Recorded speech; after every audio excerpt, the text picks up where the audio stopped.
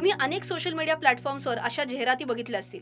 Please note करा, हे सर्व फ्रॉडस्टर्स आहेत आणि तुम्हाला कायम हे स्टॉक टिप्स आणि खूप जास्ती रिटर्न्स प्रॉमिस करतील. मी कोणतेही कॉल्स देत नाही, मी कोणतीही ॲडवायझरी सर्व्हिस पण देत नाही. मी फक्त आणि फक्त ज्ञान देते, तेही माझ्या यूट्यूब चॅनलवरून आणि माझ्या वेबसाईट्सवरून rachanaraनडे.com आणि rachanaraनडे.in वरून. नमस्कार मंडळी, काय मजेत ना? काय थोडी चलबिचल होतीये का? आता बजेट येऊ घातलेलं आहे, 23 तारखेला बजेट आपलं येणार आहे. बऱ्याच जणांना खूप उत्सुकता लागलेली असते, आपल्याला टॅक्समध्ये काही बेनिफिट मिळेल का नाही. आणि जे इन्व्हेस्टर्स असतात त्यांना ही उत्सुकता लागलेली असते की आपण ज्या कंपन्यांमध्ये इन्व्हेस्ट केलेलं आहे त्या कंपन्यांसाठी काही ज्या बातम्या येणार आहेत बजेटमध्ये त्या चांगल्या ठरतील का वाईट ठरतील. सो आज आपण एका अशा क्षेत्राबद्दल बोलणार आहोत जिकडे आयडियली चांगल्या बातम्या अपेक्षित आहेत आणि ते क्षेत्र आहे डिफेन्स. आता डिफेन्सबद्दल का बरं चांगल्या गोष्टी अपेक्षित आहेत इथपासून आधी सुरुवात करूयात. कारण आपले जे डिफेन्स मिनिस्टर आहेत, रक्षा मंत्री जे आहेत राजनाथ सिंगजी, त्यांनी सांगितलंय की आपल्याला आपले डिफेन्समध्ये ध्येय अशी ठेवायची आहेत की आपल्याला थोडं आत्मनिर्भर व्हायचंय डिफेन्समध्ये. आणि आत्मनिर्भरच नाही व्हायचंय तर आपण एक्सपोर्ट्स जे करतो, एक्सपोर्ट म्हणजे जे आपण निर्यात करतो, ती पण आपल्याला जास्तीत जास्त वाढवायची. पण वाढवायची, मोठं करायचंय असं म्हणण्यापेक्षा आकड्यावारी काहीतरी बघूयात. तर सगळ्यात पहिल्यांदा आपल्याला माहिती आहे की 2023-24 जे आत्ता वर्ष गेलं त्याच्यात किती बरं आपण एक्सपोर्ट केलेले आहेत. तर 21,083 करोड एवढ्याचे डिफेन्स इक्विपमेंट्स आपण एक्सपोर्ट केलेले आहेत. त्यांचं ध्येय काय, टार्गेट असं आहे की आपल्याला 2029 पर्यंत हा आकडा वाढवत वाढवत 50,000 करोड एवढा त्यांना एक्सपोर्ट करायचं आहे डिफेन्स इक्विपमेंट्समध्ये. आता हे फक्त एक्सपोर्टचं झालं. प्रोडक्शनचं काय, इथे डिफेन्सच्या वेगळ्या वेगळ्या गोष्टींचं जे उत्पादन होतं त्याच्यात पहिल्यांदा 2023 मध्ये 1 ट्रिलियनचा लँडमार्क आपण क्रॉस केला. म्हणजे काय, 1,00,000 करोड पेक्षा जास्ती डिफेन्सची उत्पादनं भारतात मॅन्युफॅक्चर झाली. आणि 2024 मध्ये हाच आकडा 1.26 ट्रिलियनला अर्थात 1,26,000 करोडच्या पुढे हा आकडा गेलेला आहे. आता तुम्ही म्हणा हे झालं आत्ताच. आपलं टार्गेट काय, टार्गेट आहे हा आकडा वाढवत वाढवत वाढवत 3 ट्रिलियन पर्यंत, म्हणजे 3,00,000 करोड पर्यंत 2029 पर्यंत न्यायचं आपलं टार्गेट आहे. आता टार्गेट जर एवढी मोठी ठेवली असेल तर तुम्हाला काय वाटते, बजेटमध्ये या क्षेत्रासाठी जास्ती सपोर्ट आला पाहिजे हो का नाही? तर डेफिनेटली आला पाहिजे. तर तो काय येईल काय नाही येणार हे आपल्याला 23 तारखेलाच कळणार आहे. पण काहीतरी चांगली अपेक्षा या एंटायर सेक्टरकडनं नक्कीच आहे. मग जेव्हा तुम्हाला कळतं की अच्छा सेक्टरसाठी चांगल्या गोष्टी असू शकतील तर मग कुठले स्टॉक्स आहेत का चांगले, तर ऐका ना, तुम्हाला आपण स्टॉक टिप्स मी देत नाही तर तुम्हाला आता माहिती आहे, तुम्ही झोपेतनं उठलं तरी सांगू शकाल की रचना स्टॉक टिप्स देत नाही. पण डिफेन्स म्हटल्यावर मी कुठल्या स्टॉक्सबद्दल आजपर्यंत मे बी लाईव्ह स्ट्रीम्समध्ये किंवा काय मी कधी कुठल्या स्टॉक्सचा उल्लेख केलेला आहे का, तर डेफिनेटली केलेला आहे. HAL म्हणा, BEL म्हणा, GRSE म्हणा, कोचिन शिपयार्ड म्हणा, अशा वेगळ्या डिफेन्सच्या क्षेत्रातल्या बऱ्याच कंपन्यांचा मी उल्लेख केलेला आहे. पण आज मी एका कंपनीबद्दल डिस्कस करणार आहे, तुम्हाला थोडं शिकवणार आहे, ज्या कंपनीचा आजपर्यंत मी आपल्या चॅनलवर उल्लेखही केला नाहीये. म्हणजे मग लगेच हा स्टॉक जाऊन विकत घ्यायचा नाही आहे. मी फक्त शिकायला मिळावं म्हणून करते. मला याच्यात काय वेगळं वाटलं म्हणून मी हा स्टॉक घेते. सगळ्यात पहिल्यांदा म्हणजे ना, या कंपनीचा प्रोडक्ट पोर्टफोलिओ खूप इंटरेस्टिंग वाटला. म्हणजे कंपनी काय काय बनवते हे खूप इंटरेस्टिंग आहे. आणि त्यांची जी सबसिडियरी आहे, सबसिडियरी म्हणजे काय, त्या कंपनीनी अजून एका कंपनीमध्ये मालकी हक्क घेतलेला आहे. 50% जास्ती गुंतवलेले आहेत. ओके, ती कंपनी ना सेमी कंडक्टर्स बनवते. आता तुम्ही म्हणाल सेमी कंडक्टर तर एवढं वेगळं काय. आजपर्यंत आपण चॅनलवर ना सेमी कंडक्टर कारमध्ये लागणार आहे, सेमी कंडक्टर मोबाईलमध्ये लागणार आहे, ह्यांच्याबद्दल चर्चा केलेली आहे. पण सेमी कंडक्टर जे डिफेन्समध्ये लागणार आहे, जे स्पेस टेक्नॉलॉजीमध्ये लागणार आहे, अशी पहिल्यांदाच आपण आज डिस्कशन करणार आहे. ओके, सो म्हणून जरा वेगळं प्रोडक्ट आहे. आणि दुसरी गोष्ट म्हणजे तुम्ही प्रमोटर्सबद्दल ऐकलं असेल, कंपनीच्या प्रमोटर्सबद्दल. म्हणजे काय, मूळ ज्या लोकांनी कंपनी सुरुवात केली. असं अनेक वेळेला होतं की सुरुवात करताना तर बरेच जण असतात, मग नंतर हळूहळू वारगळत जातात, लोक कमी कमी होत जातात. सो मग काय होतं माहितीये का, एकदा तुमचं नावाच्या पुढे प्रमोटर हा शिक्का चिकटलेला असेल तर तुम्हाला भरपूर रिस्ट्रिक्शन्स लागतात, खूप नियमांचं पालन करायला लागतं. ओके, हे सगळं थोडं कमी व्हावं म्हणून बऱ्याच प्रमोटर्सची अशी इच्छा असते की आता आम्ही तसे काही काम नाही ना करत कंपनीचं, आम्ही तसे डिसिजन मेकिंगमध्ये नाही ना कंपनीच्या, मग आम्हाला जरा प्रमोटरच्या कॅटेगरीमधनं हलवा बाहेर आणि आम्हाला पब्लिक म्हणून रिक्लासिफाय करा. ओके, तसं केल्याने आमच्यावरची नियम आणि बंधनं थोडी कमी होतील. हे करायचं असेल तर काय काय सेबी काय म्हणतं, कधी तुम्ही हे करू शकाल, हे सुद्धा आपण आजच्या व्हिडिओमध्ये शिकणार आहे. सो खूप नवीन नवीन गोष्टी करणार आहे, त्याच्यामुळे व्हिडिओ शेवटपर्यंत बघायला विसरू नका. कंपनीचं नाव काय, याची उत्सुकता नक्कीच लागलेली आहे. कंपनीचं नाव आहे ॲस्ट्रा मायक्रोवेव्ह लिमिटेड. ओके, आता नका रे असं करू, हा मायक्रोवेव्हचा काही संबंध नाही. हे ऐका, पूर्ण ऐका तरी आधी. ही कंपनी काय करते, डिझाईन बनवते, डेव्हलप करते आणि मॅन्युफॅक्चर करते. काय, वेगळ्या वेगळ्या सबसिस्टम्स ज्या रेडिओ फ्रिक्वेन्सी आणि मायक्रोवेव्ह सिस्टम्समध्ये यूज होतात. पण मायक्रोवेव्ह म्हणजे आपल्या किचनमधले नाही, कुठे यूज होत आहेत हे, डिफेन्स क्षेत्रात, स्पेस क्षेत्रात, मिटिरोलॉजी, टेलिकम्युनिकेशन अशा क्षेत्रांमध्ये यूज होणारे वेगळ्या वेगळ्या सबसिस्टम्स, वेगळ्या वेगळ्या रेडिओ फ्रिक्वेन्सी म्हणजे ज्या रेडिओ फ्रिक्वेन्सी मायक्रोवेव्ह सिस्टममध्ये यूज होतात, अशी काही हे प्रोडक्ट्स बनवत आहेत. ओके, आत्तापर्यंत जरी तुम्हाला खूप लक्षात नसेल आलं तरी काही काळजी नका करू, पुढे अजून थोडं डिटेल शिकणार आहोत. आत्ता काय कळालेलं आहे, ही कंपनी ना काहीतरी एक वेगळे वेगळे इक्विपमेंट्स बनवते. ओके, किंवा काही पार्ट्स बनवते इक्विपमेंटचे. आता हे यूज कुठे होतात? त्यांनी पार्ट बनवले, इक्विपमेंट बनवलं, यूज कुठे होतात? डिफेन्स, स्पेस, मेटेरिओलॉजी, टेलिकम्युनिकेशन हेही सांगितलं. पण कशातनं जास्तीत जास्त त्यांना रेव्हेन्यू मिळतोय, मूळ आय कुठून त्यांना निर्माण होते, तर तुम्ही हे बघितलं तर तुम्हाला लक्षात येईल की त्यांची टोटल रेव्हेन्यू जो आहे त्याच्या 58.1% त्यांना डिफेन्समधनंच मिळते. सो मेजर त्यांच्याकडे काय डिफेन्स आहे. त्याच्या पाठोपाठ एक्सपोर्ट्स 31% दिसेल आणि स्पेस सुद्धा तुम्हाला 8% दिसेल. बाकी चिल्लर इकडे तिकडे. आता डिफेन्समध्ये कंपनी काय बनवते तर रेडार्समध्ये मेन कंपनी आहे. रेडार्स हा इलेक्ट्रॉनिक वॉरफेअर आहे, मिसाईल बाकी सगळं सोडा. पण तुम्ही बॉलिवूड मूव्हीजमध्ये वगैरे बघितलं असेल ना, रेडार कसं दिसतं काय वगैरे असं तुम्ही ते असं असं काहीतरी बघितलेलं असेल. करेक्ट. सो हे अख्खं नव्हे तर याच्यातले काही बऱ्यापैकी हे पार्ट्स बनवतात रेडार्समधले, बरोबर. आता स्पेसमध्ये ते काय बनवतात तर सॅटेलाइट बस बनवतात. आज ग्राफिक टीमचा काहीतरी गणलेला आहे, अशी नाही हो. तुम्हाला ते आता कानात बेबी शार्क ते गाणं वाजलं आता ऑलमोस्ट माझ्या गाण्यात, माझ्या नाकात. सॉरी, अरे काय झाले, मी पण बिघडलेले कानात ती हसायलाच लागलो. Okay okay.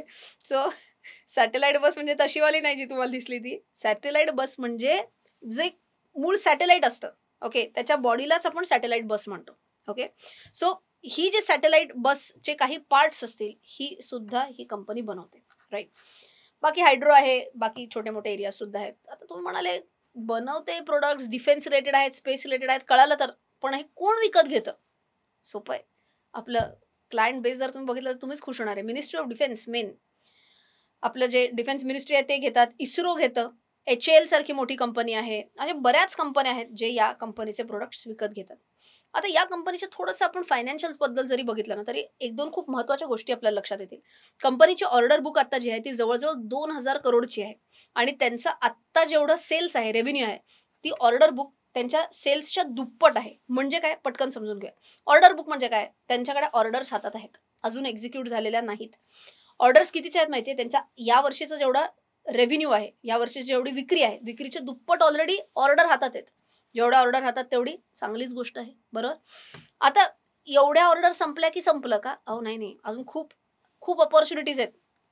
कंपनीच्या मते 24,000 ते 25,000 करोडच्या वेगळ्या वेगळ्या अपॉर्च्युनिटीज या क्षेत्रात मिळतील 2028 पर्यंत. सो ओव्हरऑल कंपनी काय काय अपॉर्च्युनिटीज आहेत, काय काय अपॉर्च्युनिटीला काय म्हणतो आपण मराठीत, काय काय मला नाही तो म्हणतो मला काय विचारताय.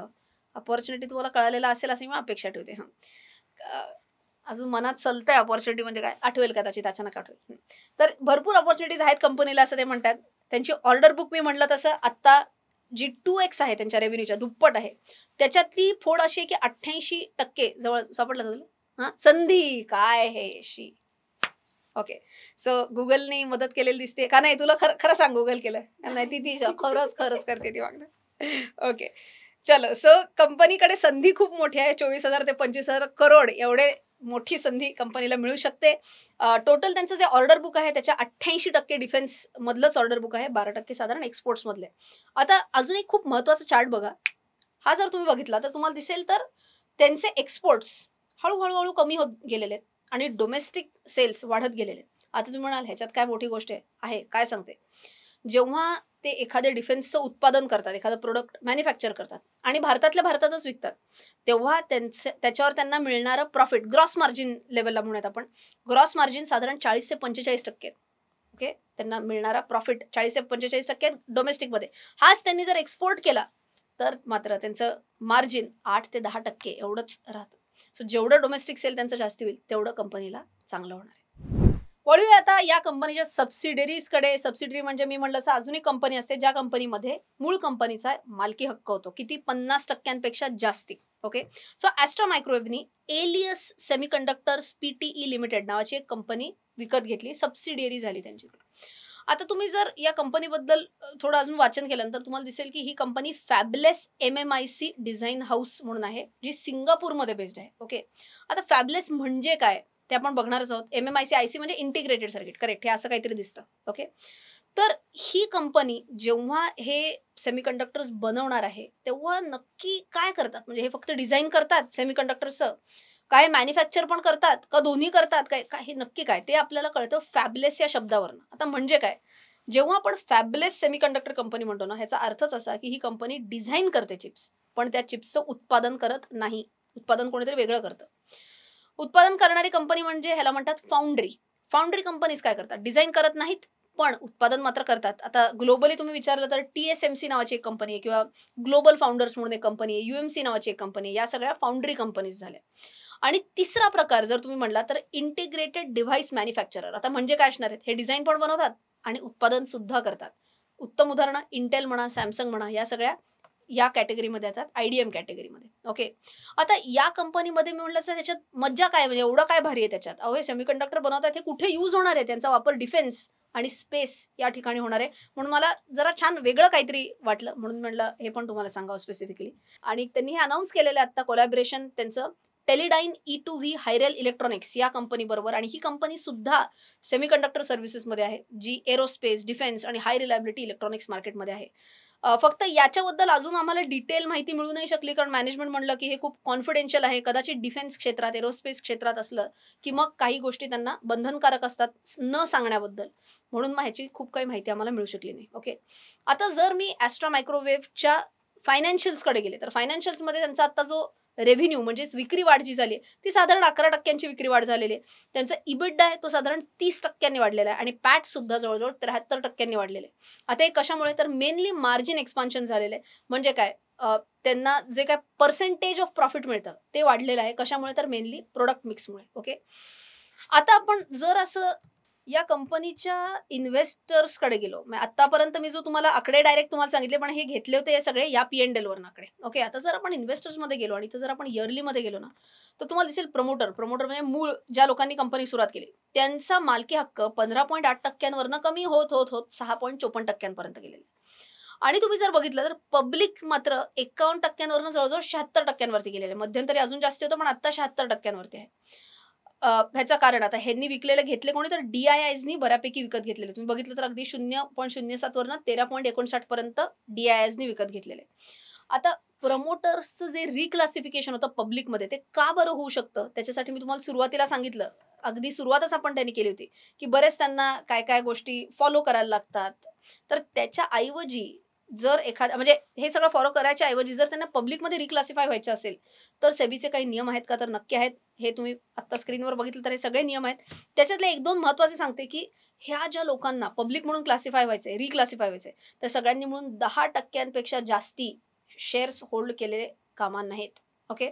10% of the total voting power त्यांच्याकडे मॅक्सिमम असू शकते.